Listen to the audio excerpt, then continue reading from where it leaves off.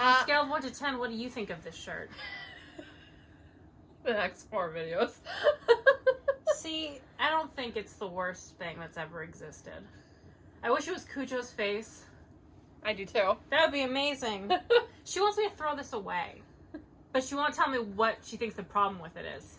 I did tell you what the problem with it was. I've had this shirt for a long time. The problem is she can wear the collar as a necklace. Listen, don't judge me about my wardrobe. You could just take it off and rip the collar off completely. That's what I was considering doing that, where it's like I rip the collar off, but then it's like, then I will for sure be showing my bra, and then like, what kind of a harlot will the neighbors think I am? I just took it off center and then it looks like it's on purpose. I could, but I like how it looks like this, even though Sarah doesn't. But imagine if I didn't have the collar. Imagine how much more. Because I was doing my laundry earlier, and I was bending over, and I looked down, and I was like, oh, I have boobs. They do exist. This is a video about Bridgerton, by the way. Hey, this is going to be more entertaining than that entire book. Waka waka. Welcome to the show. So we're continuing our Bridgerton read, even though neither of us are enjoying it, and both of us are very unhappy. Ugh. I spent $70-some on all these books to have them, and they suck. Do you see how thick this is? Do you not make a historical fiction this thick if it's not going to be 12 fun? hours. It's 12 hours. Look how floppy. You have no right to be this floppy and suck so bad. Oh, look, there's a little family tree in there. Yeah. Okay. Will this fall on our heads? Probably. Let's find out. Oh my god, what if it does? Well, what if it doesn't? That's the thing. What if it doesn't? Let's be optimistic. What if it doesn't fall on our heads? As I said in a vlog you may or may not have seen at this point, we bring chaos, if nothing else. Don't sniff me. I don't know if we do bring chaos. Is it chaos? We're like 3 minutes into a Bridgerton vlog, or video, and we haven't even talked about the book. We mentioned the book. So yeah, we read this book. We did read this book. Recently. In fact, I finished this book in 4 days, which is pretty good considering it took me a month to finish each of the last Bridgertons. I lost all sense of time, so I don't know when I finished this one. Friday. I don't know how you knew everything. Well, because we were going out to lunch with my dad, and you told me you finished it, and we had a discussion because I emailed her saying, yes, oh my god, this is a Cinderella retelling. I pray for me and for you. And her response is, bro, I finished it last night. I read it all in one pop, and I was going to email her and say, this was the worst, and I didn't want to set that up before she had to start it, because that's not a great way. That's not a vibe you want to go into a book with. But she did email me. We have a policy. We don't talk to each other unless we formally schedule meetings via email. So that's why we emailed each other. I hated this book. I think I gave it 2 stars. I didn't hate it. For me, it felt like a non-story. I thought you were going for the book. No. It felt like benign, but leaning. If this is good and this is bad and this is meh, I would tilt it like this. If it was 5 hours less, and it could have been, I probably would have thought it was okay. But here's the thing. It is 12 hours, and it is a whole lot of shit. If these books were 8 to 9 hours a piece, I think that would do wonders for it, because it's not even like it's filled with fun fluff. It's just like, what is happening? I'm so bored. We open up on a woman named Sophie, and she is a bastard. Her father is a nobleman, and her mom was a maid. My mom worked at Wendy's, and my dad worked at a pizza place. They weren't married. Her mom dies or gives her up or something, and her father doesn't want to claim her, so he says she's his ward. And we have the Cinderella bit with the evil stepmom and one evil stepsister and one mediocre stepsister. The original cover of the book has the Cinderella thing. It's got the shoe. This one doesn't. I don't really know why they redid the covers, because they don't look better. Well, to be fair, are you trying to get under my blanket right now, Dax? Better. To be fair, it is a glove in the book, not a shoe. But yeah, and so basically that's the first bit of the book. The first 3 hours is the Cinderella bit where she's dealing with her evil stepmom and evil stepsisters. And then she goes to the ball and she loses a glove and he's trying to find her. And then they skip 2 years for no reason. I'm so sorry, baby. I'm so sorry. Why are you sorry? I accidentally smacked her snoot. Oh my god. What if I did this? Grr. She doesn't even care. She was like, whatever. But anyway. You booped her snoot. I did boop the snoot. But yeah, they skipped 2 years for no reason. Mm-hmm. They could have easily skipped 1 year and had the same exact story.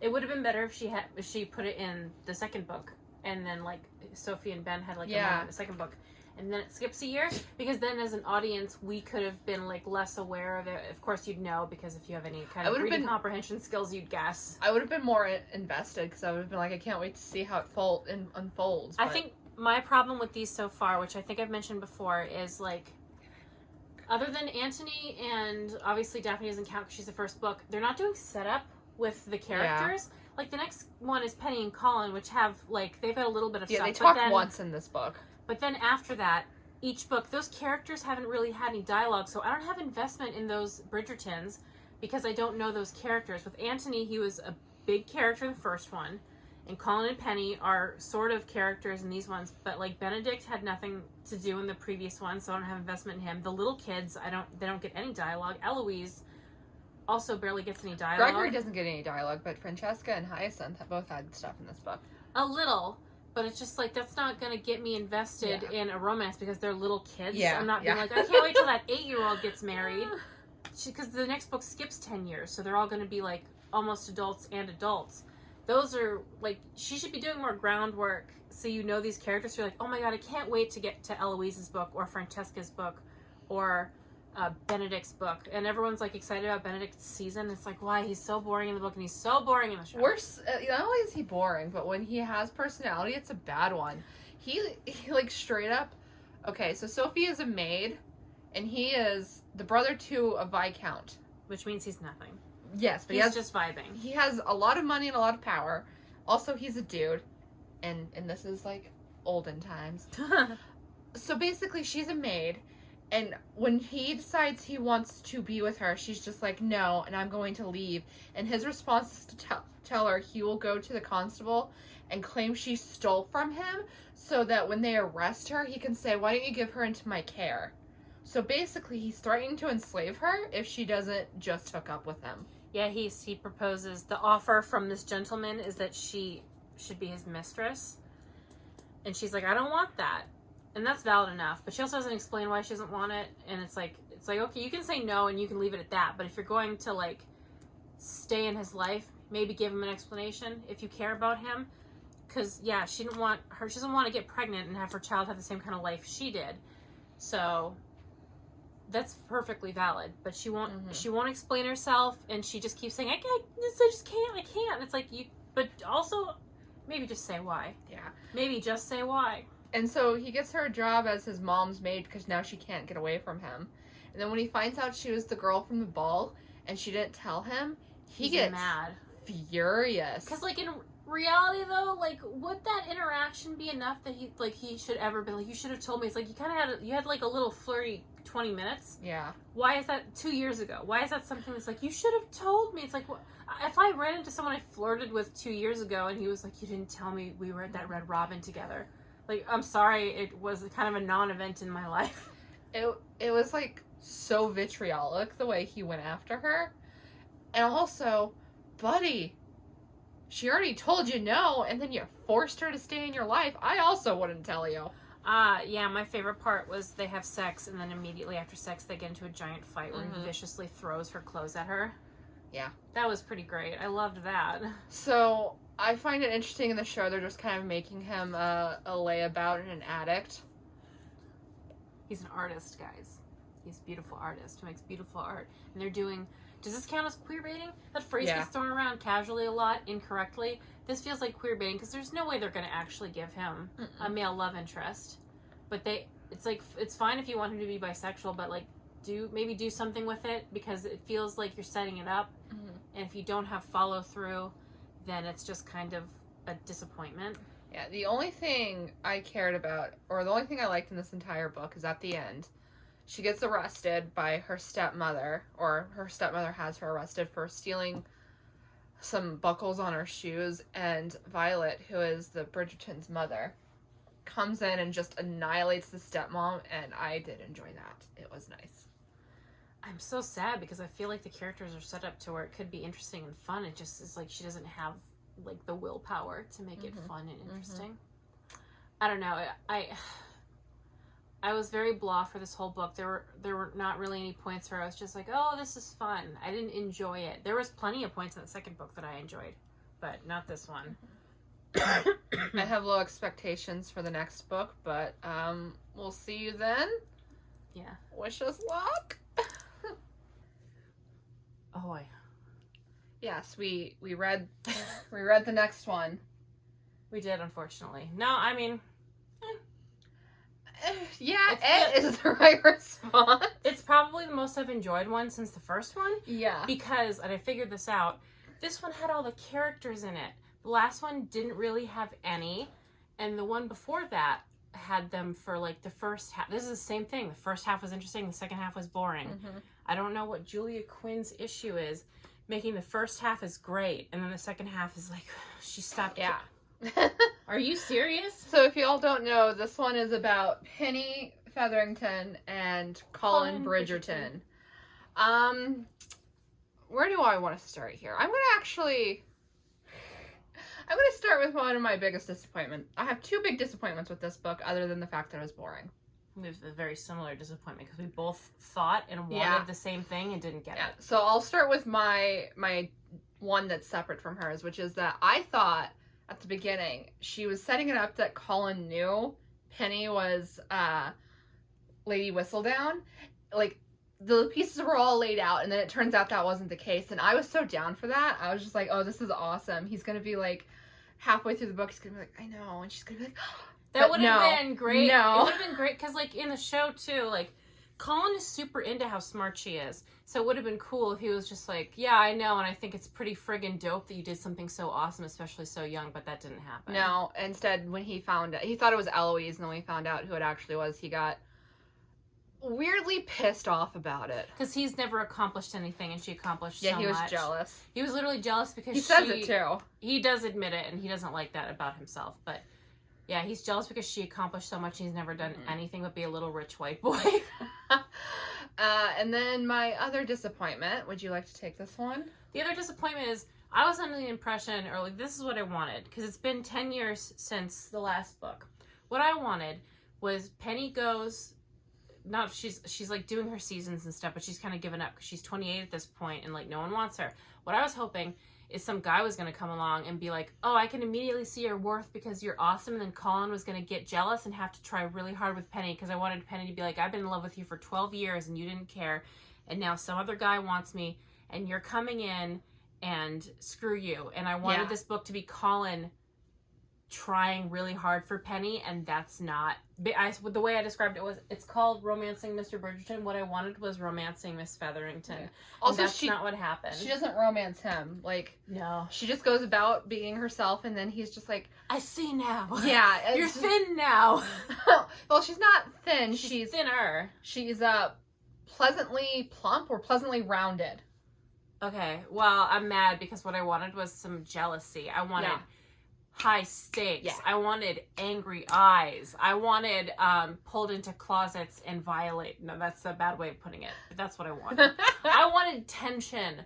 I wanted him to be like afraid some other guy was going to grab her, and that's not what happened. I love jealousy in books. Instead, it's just more people like not noticing Penny at all, and then all of a sudden he does notice her, and she's just like, it was 12 years. Colin's not so good that he deserves to be pined after for over a decade, just saying. Yeah. In the show, I'm looking forward to the show, though, because I like the two of them in it, and I think they have, like, some good, like, because I rewatched I've seen season 1 maybe 3 or 4 times, because I really like it, for the most part.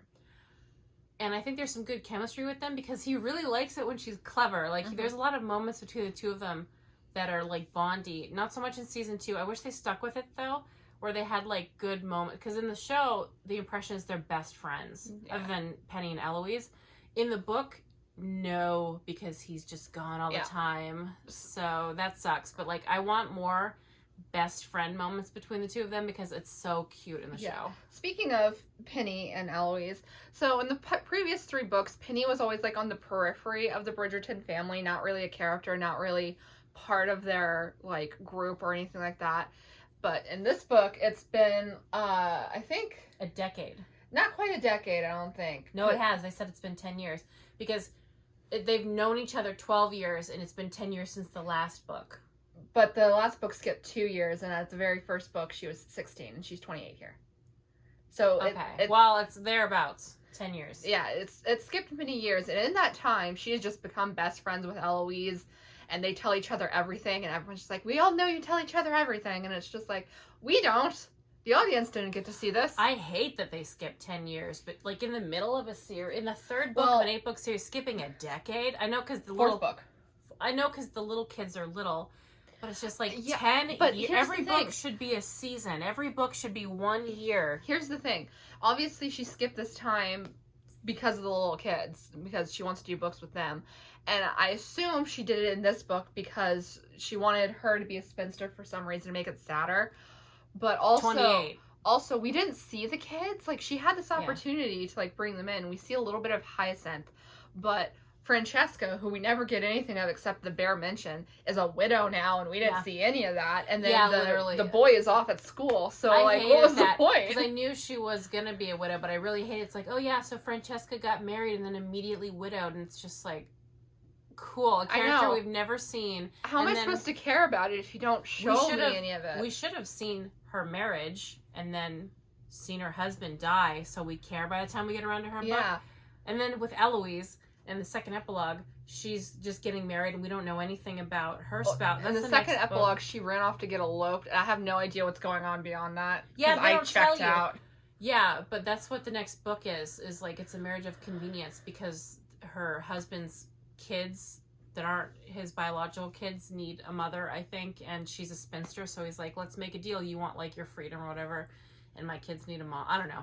It's something like that. I'm not keen on it. I hate Eloise in the show. I hate the people who are like, she's so awesome, she's so cool. She's a snot, and I want to pop her one in the mouth. People say that because she has, like, the most basic bitch feminism I can imagine. I hate white girl feminism. As a white girl, I hate white girl feminism. She's like, you're a man, you get to see the world, and I don't get to do anything. It's like, girl, you actually have it pretty good because you're filthy rich and you get to read books all the time. Why don't you look around away from your little town and see that you are so deeply privileged. I don't know. I'll go off on a rant, but it's like, I hate that. It's just like, I'm filthy rich, and even if she's like, she doesn't have to get married because she'll be rich her whole entire life. Yeah. Like, she's like, I hate this. I have to get married. It's like, you really don't, because even if you, like, if Penny was a spinster and she was, like, fine, it's like, yeah, you might get looked down on for not having a husband, but you still get to be filthy rich and go to parties. It's just like, instead of, like, complaining about your station, how about you do something that makes you happy the way Penny did?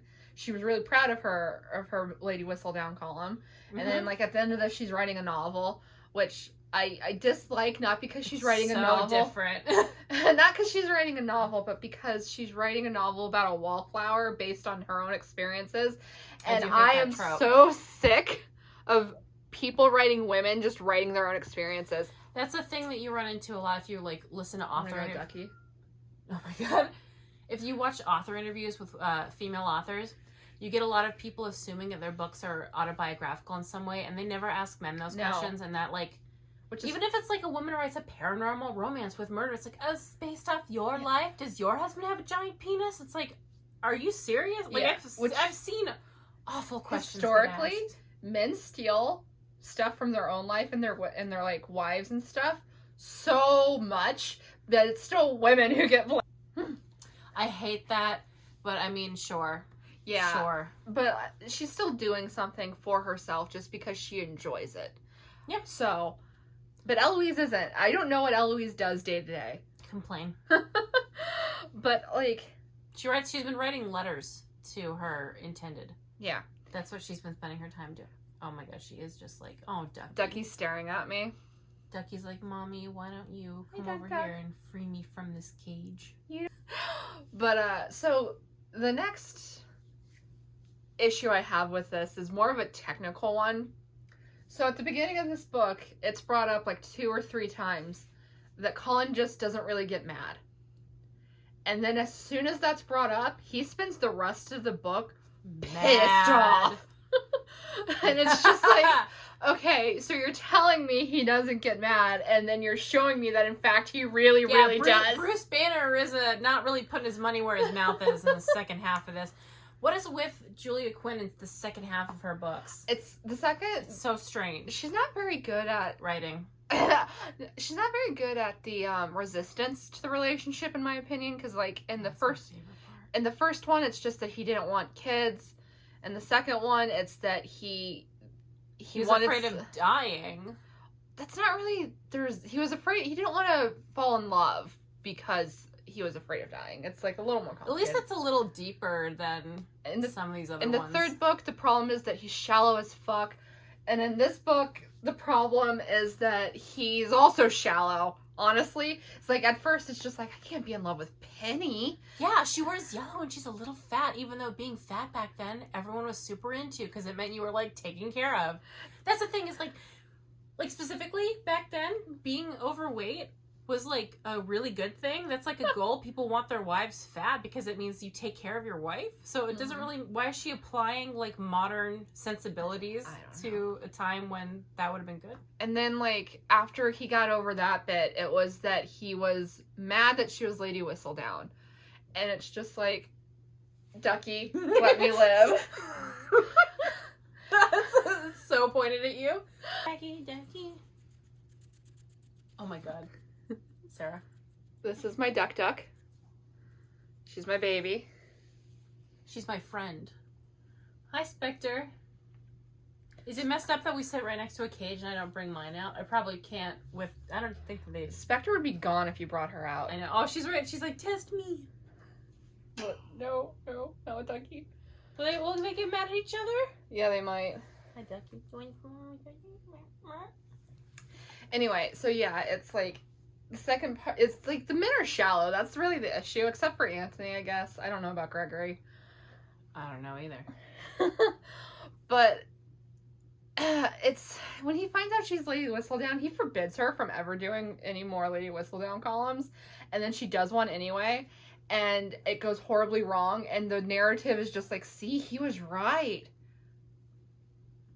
I hated that too. Hello. Oh, thank you. It's hard to be fiery when you have a cute little baby rat. You gave me so many kisses. She's not a baby anymore. So many kisses. She Okay. is. She's not a baby. She is a baby. She's Oh my not god, a year-old. Spectre. She's like, if you don't let me out of here. Do we need to trade rats? No. Look at her belly. Oh my god. Oh, look at that belly. Anyway. Complaining, yeah. Yes. I liked this book more than the other ones because like these books are at their best when they have all the characters there interacting with each other because that's the most entertaining. Because her characters are fun when she puts them in there. You know what I was thinking? I was thinking about how awesome Violet is in the books compared to the wet blanket she is in the show. Like in the show, she has permanent weepy face. And in the books, she is just a firecracker. She's just like, nothing will harm my family. Nothing will harm my children. Oh. I am Mama Bear and I will defend them. And I love it. Yeah, I do enjoy her more in the books. I don't know if she'd be your friend, Duckie. I don't think she would, Duck. I should probably put you back. It's a little unfortunate because I think that like the foundation is really good. Like I like her characters. I care about all the Bridgertons that aren't the little kids. No, okay. I care about most of the characters, but just for some reason she doesn't like to use them all. Yeah. And like I understand that it's hard when you have like, okay, there's 8 characters in the scene. Giving everyone dialogue is difficult, but it's doable. And it's just like when they banter with each other, it's fun. And in the show, it's amazing. Everyone in the show is great. I love everyone except for Eloise in the show, and Benedict is boring as hell. But like when they interact, it's cool and it's funny, and it sucks that they won't pay their actors enough. So like Daphne and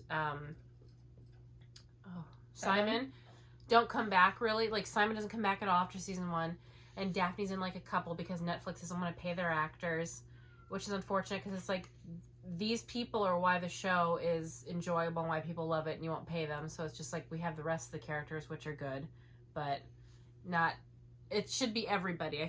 I think this series, the show and the book, should utilize what they have more, because in both the books and the show, you made the characters great, but then you fail to use them to their full imagination. Yeah.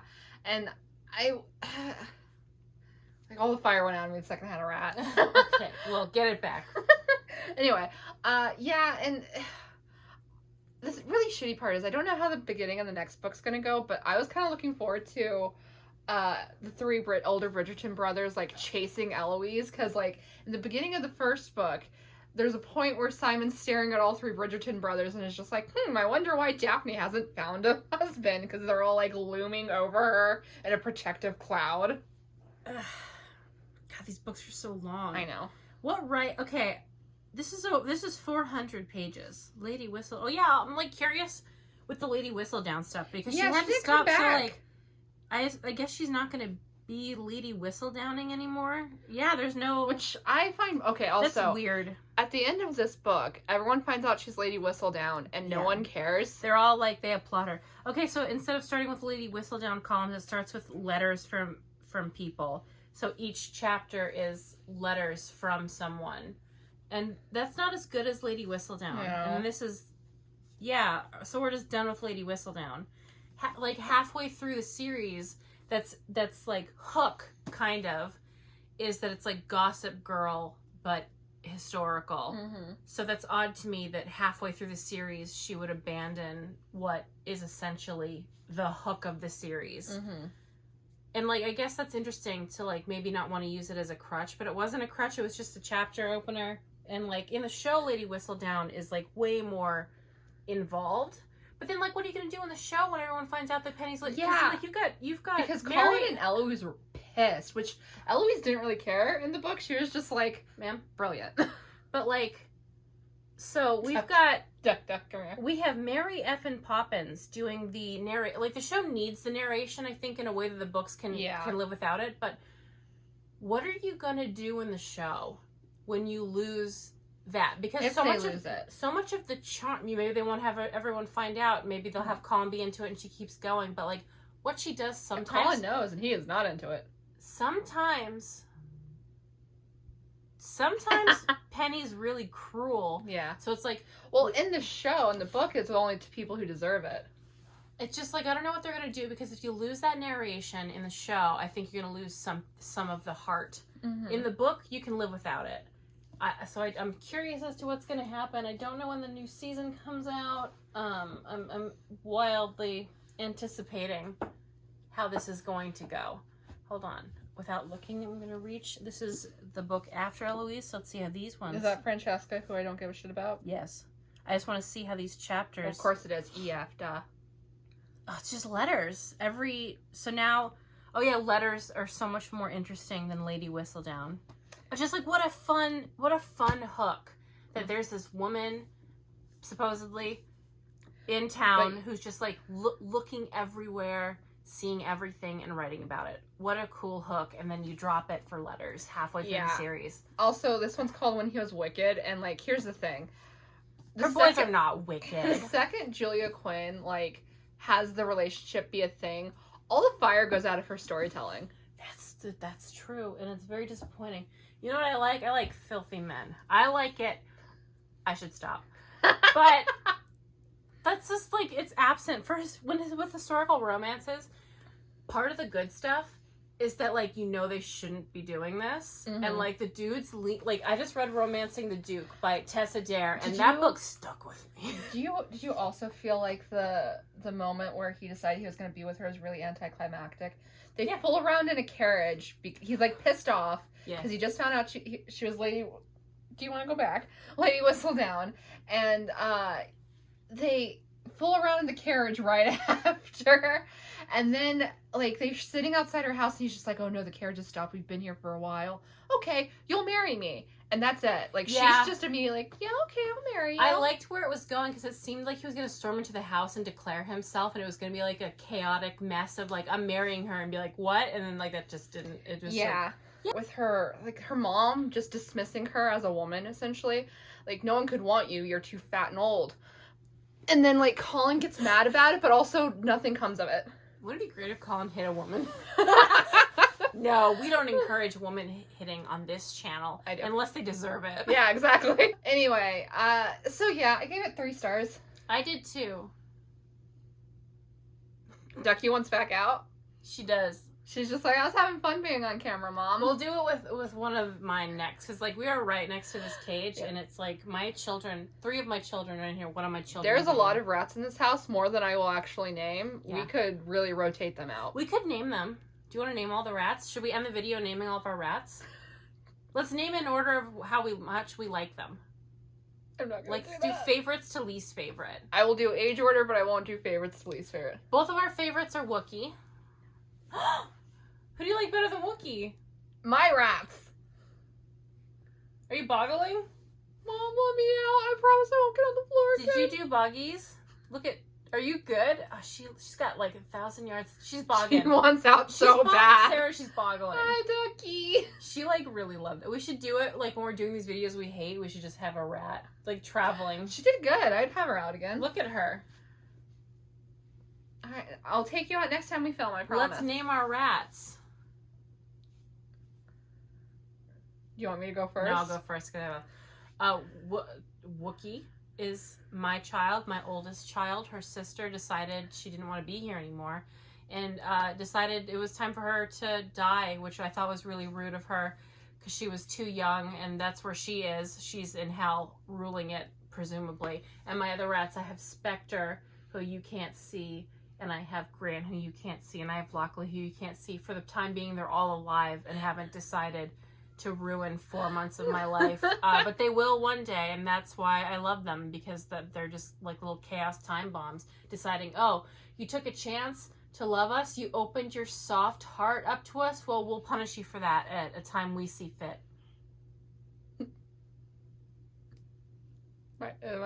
I'm going to blast through these because I have a lot. We should do it as a song. You know the Periodic Table of Elements song by Tom Lehrer? Yeah. You should write one for your rat names. It changes too often. Well, that's fine. Because they die. They dip. Anyway, I have Humdrum, Heidi, Sailor, Riffraff, Duckie, Dorothy, Hex, Warren, Orville, Grasshopper, Firefly, Ladybug, Honeybee, Cloud, Sunshine, and Fog. I should have like a paper and I rate them all. Like out of 10, like it's the Olympics. Alright, I gave this 3 stars. I also gave it 3 stars. I hope you enjoyed this video. How many stars do you give our rats? It better be 5 out of 5. I would say 10. See you next time. Bye.